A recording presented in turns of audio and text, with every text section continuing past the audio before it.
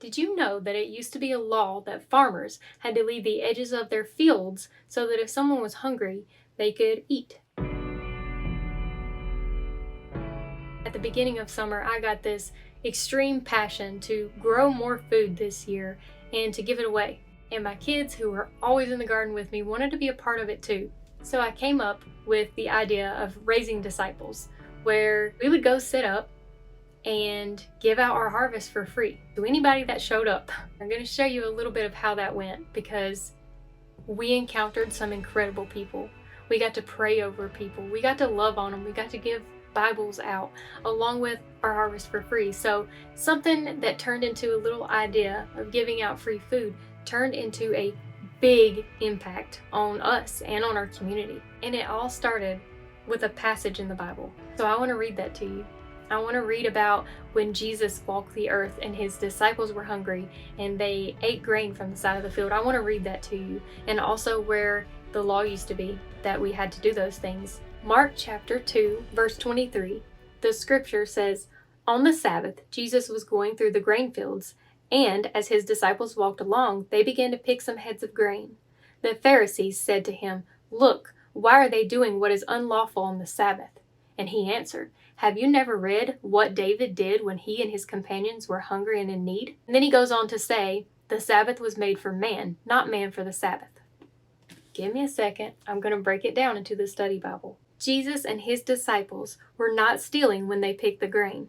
Leviticus 19:9 and Deuteronomy 23:25 says that farmers were to leave the edges of their fields unharvested so that some of their crops could be picked by travelers and by the poor. God's law says that crops should not be harvested on the Sabbath. This law prevented the farmers from becoming greedy and ignoring God on the Sabbath. It also protected the laborers from being overworked.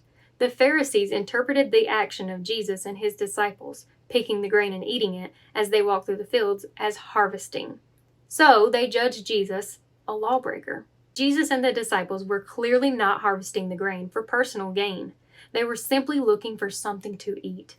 The Pharisees were so focused on the words of the rule that they missed its whole intent. Now, I know the world's changed a whole lot since those scriptures, and we have huge combines and farm equipment and farmers, and unfortunately now, if someone was hungry and they went on someone's property to get food, even if it was to pick an apple, they would probably get persecuted with trespassing, because our world is very greedy.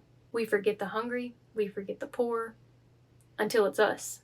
Food is one of those things that we take for granted. We don't think about our food. We just have it given to us all the time. You're hungry, you run through a fast food restaurant, it's right there. This scripture was so important for so many different reasons. For one, it's saying don't miss the intent. Don't miss that God is telling us to be good people, to be loving, compassionate, kind, and giving. In 2019, I almost died of malnutrition. So I have felt the pain of your body starving to death. And it is so bad. It is far worse than you could imagine. That's probably where a lot of my desire to feed people came from. But I wanted to show it to all of you so that maybe other people can have a desire too. Whether it be someone that you know that's less fortunate and you can go fix them a meal or drop a box of goodies off to, or if you can keep packs of food in your car, where if you pass someone that is homeless or hungry, you have food there. Even though this world has progressed and things have changed, it would be a good idea for us to personally try to be more like Jesus and try to love the needy and care for those who are hungry. I hope that this lesson inspired you a little bit, and I hope that you liked meeting all the people that we met. May God bless you, and I will see you soon for another Scripture Simplified episode.